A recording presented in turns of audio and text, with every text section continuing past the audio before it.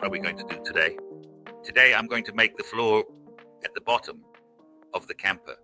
What do I need for that? There will be slats underneath, and I'm going to make them from this sheet. I'm going to cut strips from that. On top of that, there will be 8mm poplar plywood as the base plate. There are 2 more on the base plate of these underfloor heating mats. For warm feet, I have Polymax. In order to glue the yokume to the floor, there will be a finishing floor of TruTech 2 on top of that. So it's a recycled, well-draining flooring, actually, with the corresponding glue. I'm going to insulate it with spearboard, 2-sided aluminum. I still have aluminum foil 2 centimeters thick, aluminum tape. So that's it for today. Let's get started. The yokume, 30BP plywood from glue.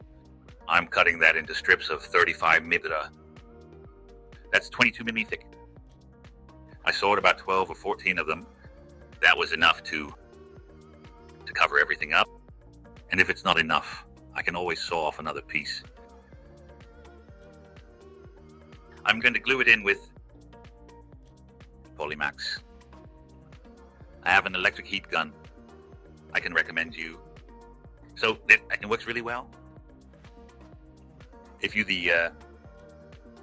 glues the good thick joints on, and then it's just a matter of pressing down really well and moving it back and forth a bit so that the Polymax spreads well. I also had a row over it, and that actually looks really nice. Just level it in so I have no further. Put some weight or something on it to press it down a bit more. This actually works perfectly. Well, keep the distance between them just right, so you can easily saw the insulation in between. And I also sealed the holes that were still there with Polymax. It was quite a puzzle with the insulation pieces, especially around the pipes. And what I think is very important is that you just exactly measure where the pipes are. So I took a bunch of photos of the floor with the measuring line next to it, so that I can always see where the pipes run later. And I don't accidentally go through a water pipe or a drain pipe. The screw will tighten it up. I kept the old floor. I used that as a template. To trace the new floor panels again. And I cut it to size with the plunge saw and the DKB saw. And once I have that cut to size, I can use this again. Of course, adjust them first. And then I can use them as a template to cut the flooring to size.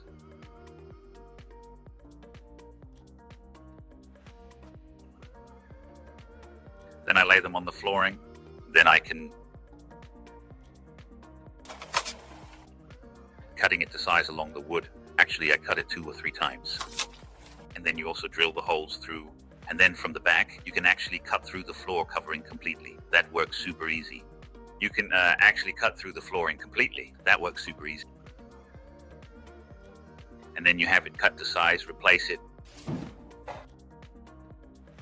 I've also laid some pipes in the bus from left to right. One for cold water, one for hot water, because I want to go from one side to the other. And a blank, there comes something, electricity in probably. But it's definitely handy to have lying around. And I ordered these little things from Terrawagen in America. They fit perfectly on those pieces behind the seats so that it's finished neatly. Just a quick note about the insulation. I've now chosen to use plywood. In my previous camper build, I chose Armorflex, so I applied that Armorflex. The only reason for that is simply that the insulation value of those plywood sheets is better than that of Armorflex. If you look at the insulation value, the RD value, that basically means how much heat or how much cold it can hold back or retain. Pir Plate 0.9 and van Armorflex 0.05. So that's quite a significant difference to choose for insulation. I also stuck aluminum tape over the seams, so you actually get one aluminum layer over the base. That also helps with insulation. It doesn't make a huge difference, but it still does a little bit. And often these walls will be tight. Just stick Armaflex, that's fine. It's also an anti-trail function. But later, the rest of the insulation will go in.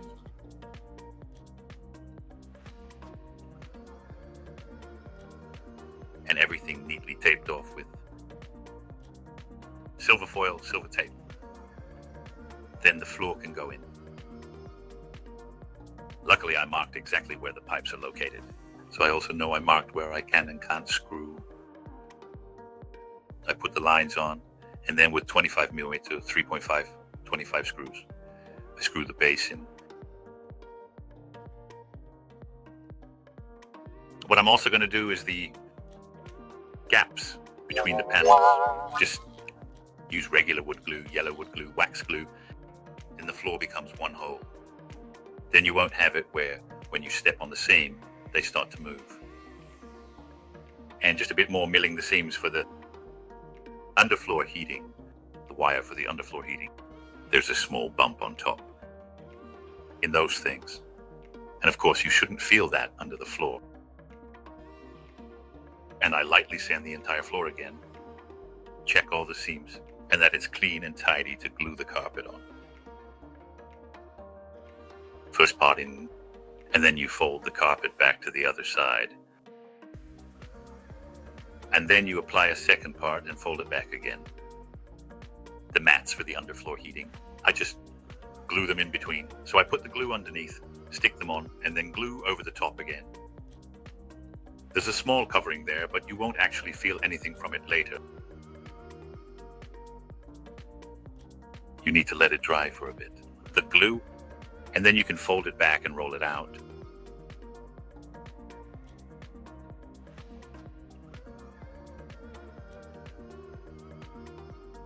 Well, the floor is in completely to my liking. Insulated, pipes underneath, floor breakage glue. Just a moment, I'm taking a bit more finishing profiles, but I didn't get the right link in there, so I still need to set that up. Then the floor is ready. The next video I'm going to show you is about making the kitchen unit. That comes really close to my daily work. So I'm already looking forward to that, to film it and show it to you. So until next time.